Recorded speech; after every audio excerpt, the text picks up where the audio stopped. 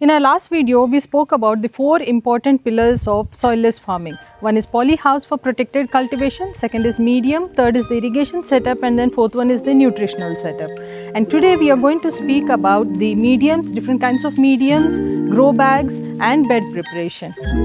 Hi, I am Dr. Harika, founder of Greenig from the Serene Hills of Uttarakhand, and we are doing a great work in the field of innovative farming of strawberry crop.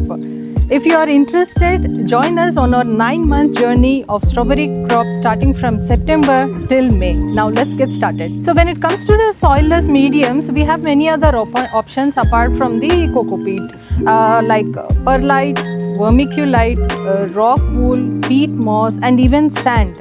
So but of all the mediums, coco peat stands out the best. So in today's video, we are going to discuss more about coco peat and its pros and cons, EC, pH, ratios, watering, buffering, drenching and overall bed preparation. So you all must have known the basics about coco peat, so we are not going to get into the details of the basics, but right now we'll get started with what is necessary for a soilless farming in terms of coco peat. So this is a flat bed grow bag, and now I'll just cut open a grow bag to show you how the flat bed system looks like.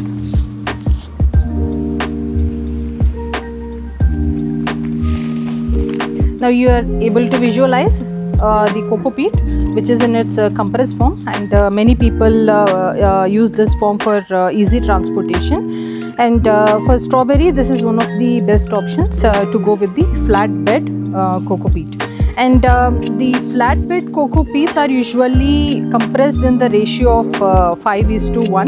That means the thickness which you see, it should expand 5 times its size. So that is the meaning of 5:1 compression. So now we'll see how it expands. So this coco peat isn't exactly extraordinarily dry. It holds 15 to 18% of the moisture.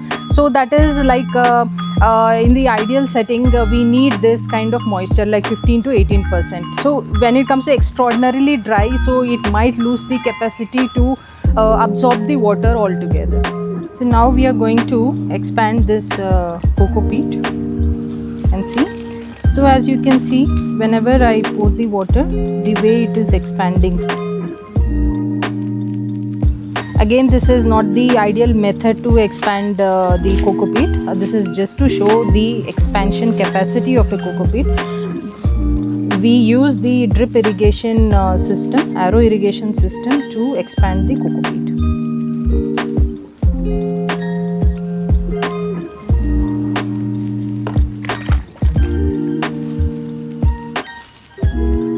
Now the block is in semi-expanded form, and so actually it expands into its complete state over a period of 1 or 2 days. So now I just wanted to show you the composition or the ratio mixture which is suitable for the strawberry farming.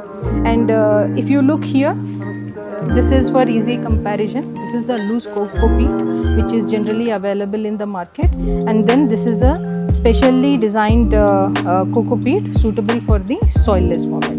So you must be wondering what is the difference. So these are the fibers, and here in this loose form you can see many fibers along with the coco peat.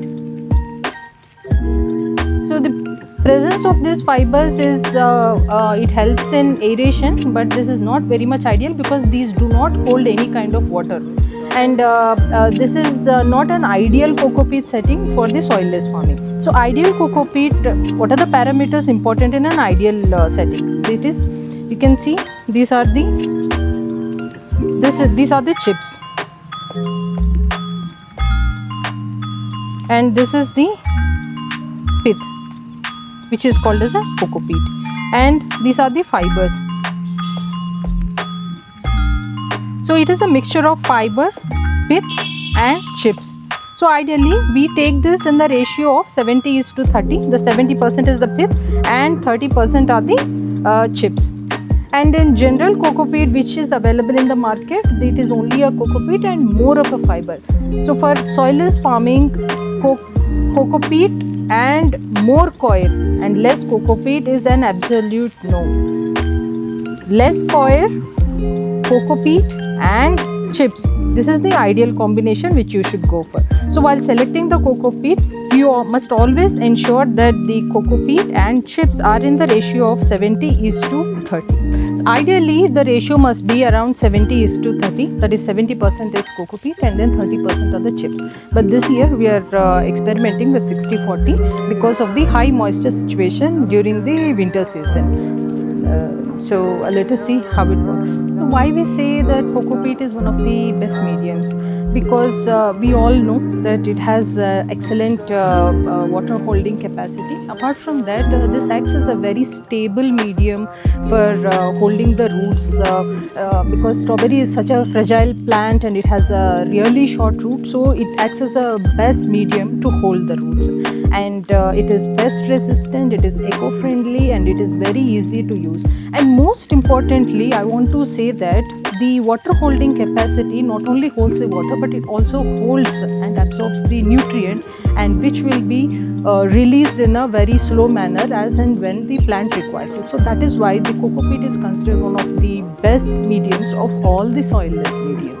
Now the physical parameters which are ideal for the soilless setting, we are done discussing with that. Now we move on to the ionic factors which many people find it difficult to understand and execute it. Of them, one is EC, second is pH, washing, buffering and drenching. These are the main points which are to be covered in the next section. So ideally EC must be less than 0.5. So what exactly is this high EC and low EC? So high EC essentially means that the salt content of the coco peat is very high and it is very bad for the roots, younger roots especially. And in contrast, the lower EC indicates that the salt content is very low and it is very good for the younger plants, especially with the fragile roots, and it also makes the food absorption very easy, and it is the perfect setting for soilless farming. So why exactly is this EC important? It is very important because while designing the nutrition recipes for the soilless farming, EC plays an important role because there is a something called as target EC which we have to achieve. So let us say that target EC we have to achieve in this for the farming is 1.2. So the 1.2 is where does it actually come from? So it includes three things. One thing is the EC from the coco peat, and another one is the EC from the water, and third thing is the EC from the nutritional fluid. So these are the all three things are included, and to achieve the target of 1.2 we should neither be more or less. So that is why we should take special care to achieve that target EC. So that is how the your coco peat's EC must be in a lower level. So the second most important point is about the pH. So we all know that the plants grow very well in the neutral pH, that is between 5.5 and 6.8. And unlike the blueberry plants which like acidic medium, strawberry likes neutral medium. So the coco peat which you choose must be neutral in pH, that is between 5.5 and 6.8. So sometimes what happens is that the coco peat holds a lot of salts like sodium and chlorine. So essentially how to get rid of them, it is done by a method called as flushing. So flushing is nothing, it is just giving water to the coco peat bags at regular intervals of 15 minutes over a period of 5 to 6 hours in a single day. So by the end of the procedure, the EC must be checked from the water which is leached out from the coco peat bags. So that is called as flushing, which simply eliminates the salts like sodium and chlorine from the coco peat bags. So the next step is buffering.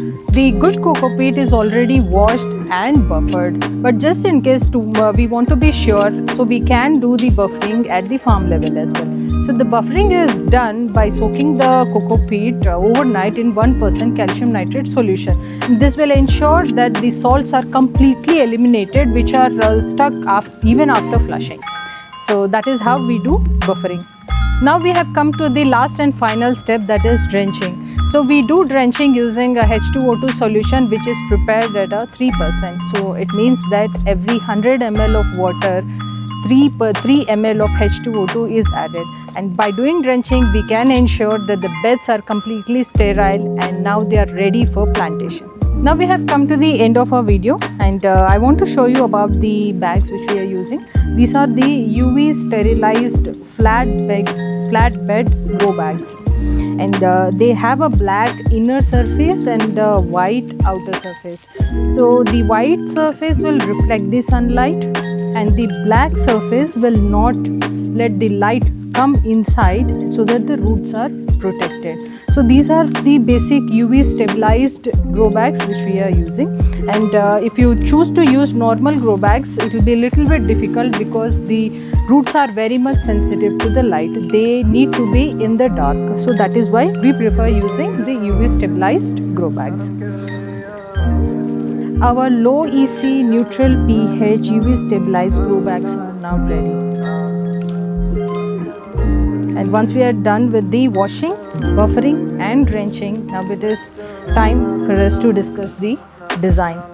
So these bags are specially designed for strawberry, and it has 8 holes which for the placement of plants, and they have a small dripper hole through which we give the nutrient solutions. Now I am showing it to you how these are called as arrow drippers. We will place these arrow drippers here in the dripper hole, and the water and the nutrient solution will come through these pipes. I will discuss in detail in our next video about how to set up this irrigation system for yourself. So the old and new coco peat has its own advantages and disadvantages, but in any case I am giving you a mandatory checklist which must be fulfilled before you start any kind of soilless plantation. Ratio of chips to peat is 70:30. Low coir, low EC, neutral pH, washed, buffered, drenched and placed in UV stabilized bag. Now we have come to the end of our video, and if you see value in our content, please like, share and subscribe to us. Feedback and suggestions are most welcome, and in our next video we are going to discuss more about the irrigation setup for the soilless farming. And this is Dr. Harika signing off from Devbhoomi, Uttarakhand.